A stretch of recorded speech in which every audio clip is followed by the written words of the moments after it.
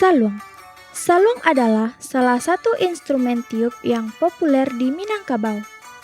Instrumen saluang dipertunjukkan bersama dengan dendang, yakni nyanyi yang menggunakan syair atau pantun dan syarat dengan nilai sastra Minangkabau. Pertunjukan saluang mengandung pesan-pesan moral, nasihat, dan petuah yang sekaligus juga dijadikan sebagai media edukasi. Saluang dendang sering dipertunjukkan dalam berbagai aktivitas masyarakat Minangkabau, seperti pesta perkawinan, batagak penghulu, malewakan gala, batagak rumah, alek nagari, alek pemuda atau alek ranglantau, malam penggalangan dana, hiburan bagurau, malapeh tagak ranglantau, atau acara hiburan lainnya.